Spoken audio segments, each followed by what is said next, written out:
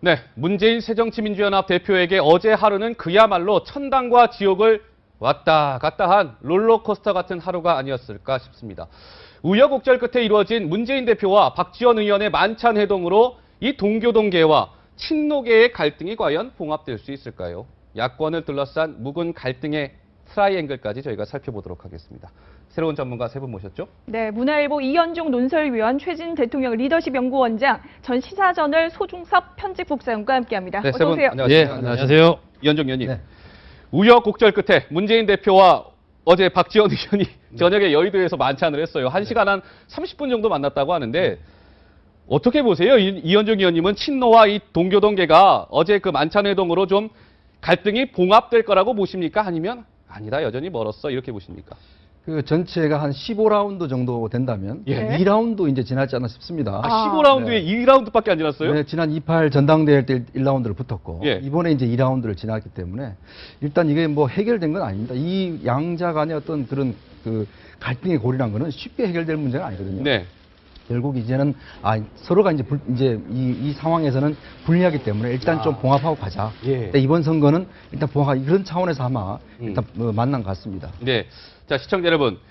이 친노 동교동계 갈등이 지금 이현정 의원님 지적하신 대로 이게 봉합일지 미봉일지 앞으로 귀추가 주목되는데요. 자, 보시죠.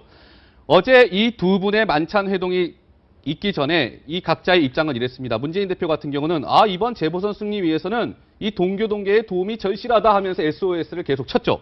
그럴 때마다 박지원 의원은 나한테 왜 그러는지 모르겠다. 이런 입장을 보였어요. 그래 어제 만찬 회동 이후에 각자의 입장이 미묘하게 다릅니다. 문재인 대표는 그간 불거진 오해를 다 풀었다. 박지원 의원이 돕겠다고 했다. 이렇게 얘기했는데 박지원 의원의 얘기는 좀 다릅니다. 무슨 소리? 권노갑 어른과 협의하여 연락하겠다 했는데 아직 연락이 없는 상태입니다. 최진 소장님 어떻게 보세요? 10년이 넘는 그런 갈등이 하루 이틀 사이에 풀리기는 어렵습니다, 실제로. 네. 저는 그래서 일시적 미봉이라고 보는데요. 예. 박지원 대표 측에서는 아직도 28 독립선언 때 우리가 대의원 선거 때는 이겼지만 여론조사에 졌다. 그러니까 예. 실질적으로는 졌지만은 사실상 이걸 훔치기 당했다 이런 생각을 아직도 그 바탕에 깔고 있거든요. 네. 다만 돕지 않을 수 없는 이유가 이번에 지금 가뜩이나 새정치연합이 정치 어려운데 예. 전패할 경우에 돕지 않았다가는 그 모든 책임을 뒤집어 칠 수 있기 때문에 예. 할 수 없이 울며 겨자 먹기로 돕지 않을 수가 없다. 네. 그래서 겉으로는 웃고 있지만 속으로는 아직도 28 전당대회 이후의 예. 감정 그리고 멀리 10년 된 앙금이 아직도 밑바닥에 박지원 대표뿐만 아니라 동교동계 전체적으로 삐 깔려 있습니다. 네. 참 저는 이번 장면을 보면서 정치가 역시 생물이다. 불과 뭐 몇 달 전만 해도 문재인 대표가 승리자였는데 이제 문재인 대표가 박지원 의원에게 이렇게 매달리는 상황이 됐잖아요. 그래서 어제 회동 결과에 대해서 기자들이 박지원 의원에게 물었더니 이렇게 답했습니다. 내일까지 저는 좀 조용히 지켜보고 저를 지지했던 분들이나 여러 사람들이 지금 굉장히 화난 모습으로 저에게 항의를 하고 있으니까 설득을 잘 하도록 하겠습니다. 네. 뭐 전당대회에서 또 친노와 비노가 치열하게 맞붙었는데 또 하루아침에 얼굴 바꾸고 도와주기도 힘들 거예요. 근데 저는 박지원 의원의 어제 그 트위터에 올린 글에서 가장 인상 깊었던 게 뭐냐면 명분 있는 선당후사의 자세로 정리해서 연락하겠다. 그래서 방점을 명분에 둬야 될지 선당후사에 둬야 될지 모르겠는데 어떻게 보세요? 기본적으로는 당원으로서 이런 중요한 선거에서 돕는 게 당연한 겁니다.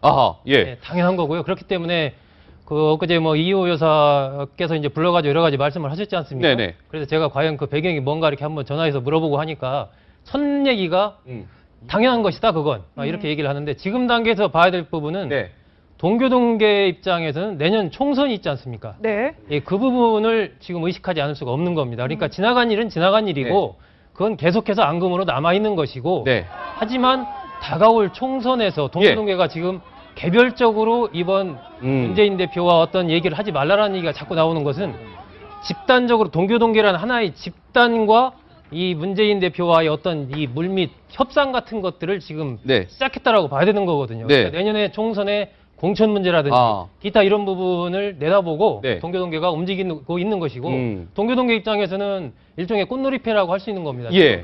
당연히 도와야 되는 입장에서 네. 최대한 좀 시간을 끌면서 몸값을 높이고 열심히 저는 도울 걸로 봅니다. 네. 도와서 당선이 된다면 동교동계의 힘으로 당선이 됐다라고 얘기할 수가 있는 것이고 네.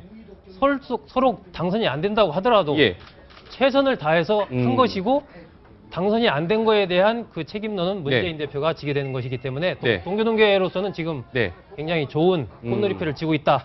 그렇게 볼 수 자, 있습니다. 조 국장님은 동교동계가 이번 재보선에서 새정치민주연합을 도와야 한다 이렇게 말씀을 하셨는데 자, 어제 시청자 여러분 이런 일이 있었습니다. 이 문재인 대표가요. 이 권노갑 고문하고 어제 오전에 원로와의 대화라는 이름으로 만나려고 했어요. 그런데 이 참석자들의 면면을 한번 보시죠. 자, 임채정 고문, 김원기 고문은 이른바 문재인 대표와 가까운 친노계 인사들입니다. 자, 권노갑 고문 초청해놓고 여기에 또 눈에 띄는 사람이 있어요. 아니 원로와의 대화한다고 해놓고 관악을의 정태호 후보가 여기 참석자 명단에 들어있었습니다. 이 사실을 알고 권노갑 고문 측에서 야, 권노갑 체포작전 아니야? 이거 보쌈하겠다는 거냐 뭐냐? 이런 격한 반응이 나왔단 말이죠. 이현정 의원님. 네. 예. 이게 이제 모임을 사실 이제 참 저는 문 대표가 모임이라는 게 형식과 의전이 굉장히 중요합니다. 그렇죠. 이 모임을 어떤 취지로 하고 또 예. 누가 참석할 것이냐 그리고 어떻게 연락할 것이냐 예. 굉장히 그 절차가 중요한데 예. 지금 이 모임만 하더라도 몇 차례에 걸쳐서 성격 변화를 했어요. 처음에는 뭐 이 최고위원들 뭐 이렇게 만난다 했다가 또 고문단 만나고 했다가 또 예. 원로와의 대화했다가 나중에 이 모임의 성격을 놓고 보니까 예. 결국 친노 2명의 고문과 자기 그렇게 해서 완전히 포위된 그런 상황에서 네네. 만남이었다는 거죠. 그래서 뭐 이 연락을 해보니까 아니 이거 뭐 날 보쌈하러 가는 거 아니냐 예. 이런 식의 반응들이 나왔거든요. 네. 결국 그런 차원에서 본다면 공고문 측에서도 도대체 이 모임은 나를 어떤 설득한 모임이 아니라 완전히 네. 나를 보쌈해서 지원하려고 하는 그런 모임이다. 그래서 이제 예. 40분 전에 취소 통보를 한 거거든요. 그럼 박지원 의원부터 먼저 만나라. 네. 그다음에 나를 봐야 된다. 이런 식으로 이제 모임을 이야기를 한 거죠. 예. 저도 이제 저 보도가 사실인지 아닌지 한번 확인해 보려고 네. 권고문 주변에 몇 분한테 전화를 해봤더니 여쭤보셨군요. 확실히 사실이었습니다. 그래서 정치적으로는 할 수 없이 돕지만 네. 심리적으로는 정말 돕지 않다. 네. 돕고 싶지 않다라는 건데 말하자면 정부장님 말씀하신 대로 만남의 장소도 문제 있고 네. 만남의 방법도 있고 만나는 사람들도 문제 있고 이거 온통 문제가 많았기 때문에 예. 이건 도무지 만나고 싶어도 만날 수 없는 모임이다. 네. 이건 완전히 짜고 치는 고스톱이 아니냐 할 정도로 그러니까요. 상당히 마음이 불편해 있더라고요. 예. 어쨌든 만나려면 아까 이현정 의원님 말씀하셨지만 권노갑 고문이 움직이게끔 뭔가 명분도 좀 만들어주고 의전도 좀 신경을 써주고 해야 권노갑 고문 입장에서도 아직 뭐 흔쾌히는 아니겠지만 그래도 움직일 수 있는 뭔가 명분이라는 게 생기는 거 아니겠습니까? 이렇게 막 뭐랄까요? 꼼수라고 해야 되나요? 이런 게 권노갑 고문 측에선 보이니까 굉장히 불쾌해하고 있는 거죠. 어떤 분들은 의전이 전부다라고 얘기하는 분들도 있습니다. 예. 그러니까 똑같은 만남을 해도 어떤 장소에서 정말 어떤 분위기에 누구와 만나느냐가 굉장히 특히 이 원로들로서는 굉장히 중요하거든요. 네. 네. 그러면서 보면 문재인 대표가 여러 가지 좀 미숙한 점이 좀 있었던 것 같고요.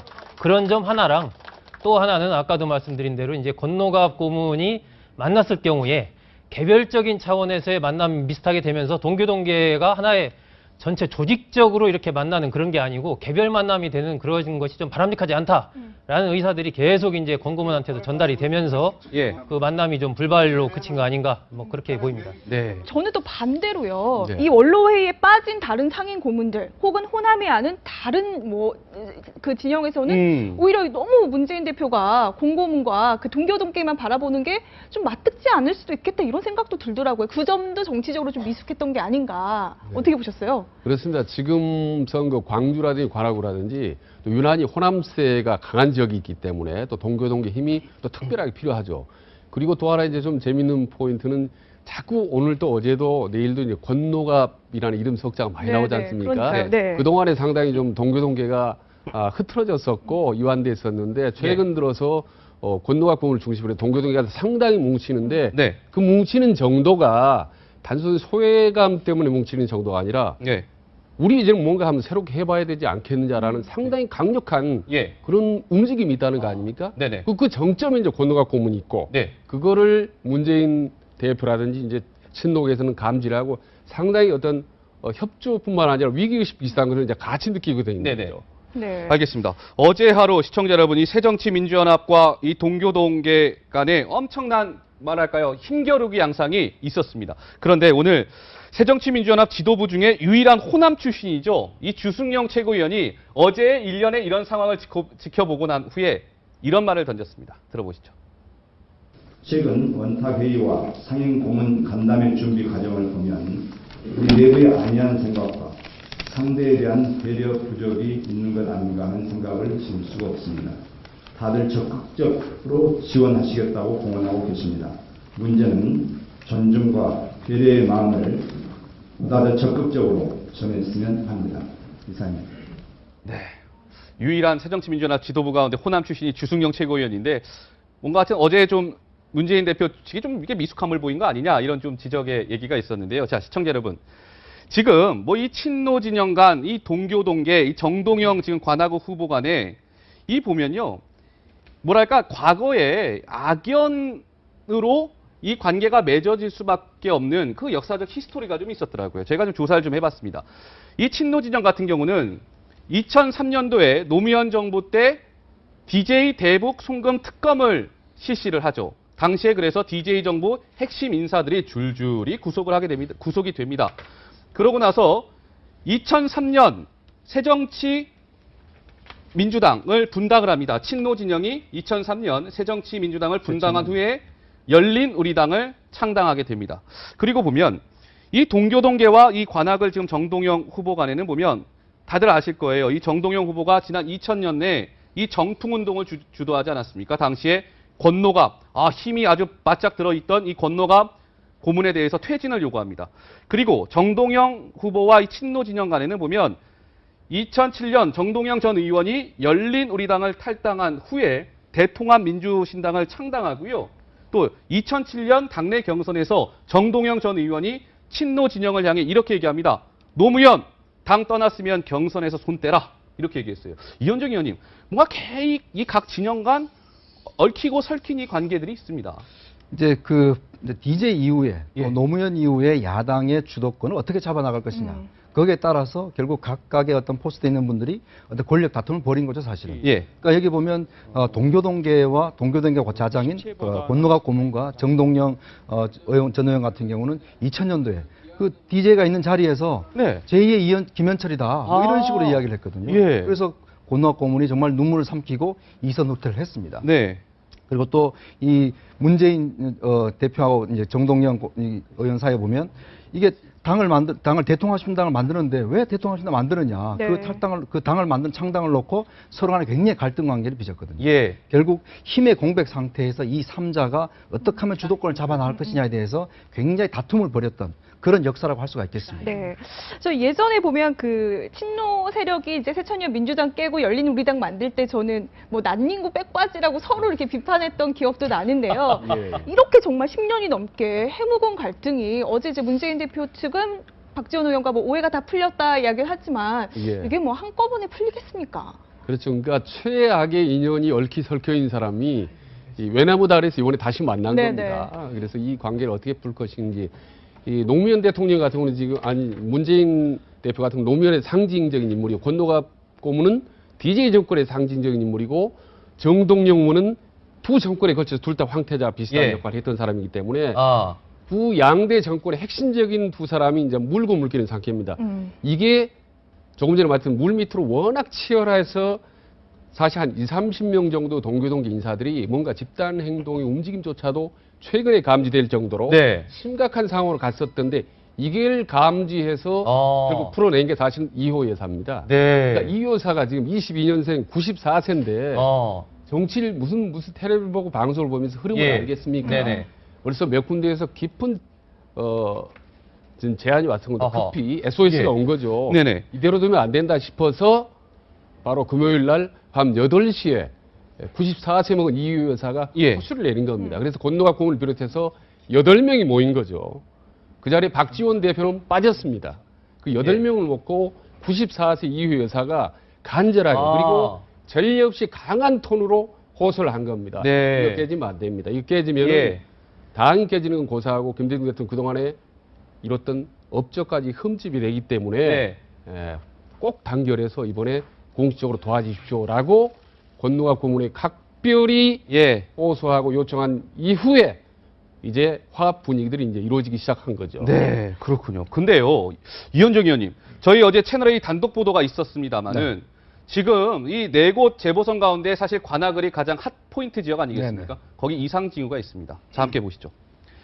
자, 새정치민주연합 이번에 이 재보선 후보가 이 경선이 실시가 됐었습니다. 지금 후보가 된 이 정태호 후보와 김희철 전 의원이 이번 이 후보 경선을 치렀어요. 김희철 의원 정말 아깝게 안 됐죠. 그렇죠. 3표 차이로 안 됐습니다. 그런데요, 채널A가 취재를 해보니까 이 김희철 전 의원이 정태호 후보를 돕는 게 아니라 정동영 후보와 지금 연대 가능성이 점쳐지는데요. 이거 굉장히 새정치민주연합으로선 빨간불 켜진 거 아니겠습니까? 그 아마 사무실을 같은 층에 예. 옆에 있다고 네네. 하더라고요. 그래서 아마 그런 측면에서 이제 이 김희철 예. 후보를 도왔던 이제 시의원이나 구의원들이 보면 일부가 정동영 의원을 돕는다는 그런 의심들을 여러 가지 받고 있는 것 같아요. 네. 지금 상황으로 보면 뭐 인지상정인 같습니다. 왜냐하면 이게 뭐 서로 대결하다가 특히 예. 이제 또 이 정태호 후보 같은 경우는 호남 출신이 아니거든요. 예. 경남 사천 출신이고 하니까 네. 같은 호남인 정동영 후보를 이제 돕는 그런 차원인데 네. 저는 이 부분도 좀 정리가 될 것이라 봅니다. 어. 왜냐하면 이번 선거는 임기가 1년밖에 안 예. 돼요. 내년에 또 총선이 있습니다. 그러면 내년 예. 총선에서 또 새로운 후보를 뽑아야 돼요. 아. 그렇다면 과연 김희철 후보가 뭐 정치를 끝낸다는 모르겠지만 또다시 어떤 도전의 기회가 있기 때문에 예. 만약 이 상황에서 당을 배신한다면 예. 그 다음에 본인의 입지는 굉장히 약해지거든요. 네. 그러니까 당장은 아마 그렇지만 본인도 부인했던데 보니까 야. 일단은 뭐 네. 지금 현재는 그렇지만 일단 동교동계가 힘을 합하고 뭔가 액션을 취하면 김희철 후보도 거기에 아마 좀 정리가 되지 않겠나. 저는 조금 다른 부분입니다. 예. 만약에 정태호 의원이 되면 다음 선거를 기대하기가 상당히 입지가 어려워질 거라고 봅니다. 네. 김희철 의원이. 예. 그래서 방금 의원 말씀대로 겉으로는 돕지 않을 수밖에 없다. 그런 상황 때문에 돕지만 내부적으로는 상당히 태업이라든지 다른 방식으로 이중 플레이할 가능성이 높다. 법률용어로 미필적 고의를 할 가능성이 높다고 저는 보기 때문에 이번 선거가 관악을이 상당히 새정치연합이 위험한 이유라고 봅니다. 예. 그런데요, 이 관악을 지역이 정말 뜨겁긴 뜨거운 지역인 것 같습니다. 어제 부활절 아니었습니까, 시청자 여러분? 그런데 이 관악에 있는 한 성당에서 정동영, 문재인 두 사람이 만났다고 하는데 아주 어색한 조유였다고 하죠. 네. 예. 지금 저 뒷모습이 지금 정동영 전 의원입니다. 예. 자, 서로 눈도 안 마주쳐요. 예. 그러니까 굉장히 어색한 네. 만남이 이루어졌는데 지금 화면이 나오고 있네요. 자, 뒷모습이 지금 정동영 후보예요. 근데 문재인 대표가 이렇게 악수를 하지 않습니까? 근데 같이 악수도 안 하고요. 뭔가 싸하지 않습니까? 분위기가? 기싸움이죠, 기싸움. 현장에서 이제 보면은 어떤 사진 나온 거 봐도 문재인 대표는 이쪽 쳐다보고 있고 정동영 전 의원은 어색한 웃음으로 이렇게 만나 악수하는 장면이 나오던데 예. 서로 현장에서 이제 길을 누르는 싸움을 하는 거죠. 지금으로서는 뭐 정동영 전 의원도 정치 운명을 건 이번 출마가 아니겠습니까? 이번에 만약에 낙선한다면 정말 정치적으로 미래를 기약하기 굉장히 어려워질 것 같은데 문재인 대표로서도 특히나 가까운 자기의 측근인 정태호 후보가 출마를 했기 때문에 관악에서 꼭 이겨야 되는 그런 상황에 몰려있는 그래서 아마 뭐 문재인 대표 입장에서는 굉장히 좀 정동영 전 의원이 좀 마음으로 밉지 않을까 뭐 그런 생각이 좀 듭니다. 그런데 정동영 후보가 보면 재밌는 게 이 선거 운동을 본인의 조직이 약하잖아요. 네. 그러니까 계속 이슈가 되는 데를 따라가는 거예요. 그러니까 이제 오신환 후보가 뭐 떡볶이 할 때 거기도 가고 또 여기도 이제 성당에도 오고 왜냐하면 이게 이슈가 될 만한 데를 계속 쫓아다니면서 자신이 거기에 편승하는 뭐 그런 선거 운동 전략을 쓰고 있는 것 같습니다. 네. 자, 어제 재밌었던 게 저 성당 가기 전에 이제 건너가 고문 보쌈 작전 실패했다 기사가 막 나왔었잖아요. 그랬었죠. 저 성당 갔다가 이제 호남 관악 향후회를 문재인 대표가 만났는데 그 호남 향후회가 시킨 메뉴가 공교롭게 보쌈이었다고 합니다. 점심 때. 아니 문재인 대표가 호남 양호회랑 어제 저녁인가요? 점심을 먹었죠. 점심을 갔는데 호남 양호회에서 메뉴를 딱 시켰는데 보쌈을 시켰더래요. 얼마나 재밌는 얘기입니까? 호남이 이게 부각될 수밖에 없는 게 지금 새정치민주연합의 당원을 보면요. 권리당원의 50%가 호남입니다. 권리당원의. 대단히 높은 수치이고 그렇기 때문에 문재인 대표 이번에 뭐 동교동계에서도 문재인 대표 초기 행보에 대해서 여러 가지 비판을 했던데 제가 보기에도 문재인 대표가 된 이후에 처음에 좀 빠른 시일 내에 내부를 단합하는 쪽으로 이렇게 좀 행보를 했으면 오늘처럼 이렇게 어려운 상황은 좀 네. 겪지 않았을까 하는 그런 생각도 좀 드네요. 네, 알겠습니다. 하여튼 4.29 재보선이 점점 열기가 후끈 달아오르고 있는 것 같습니다. 세 분 말씀은 여기까지 듣도록 하죠. 잘 들었습니다. 고맙습니다. 네, 감사합니다.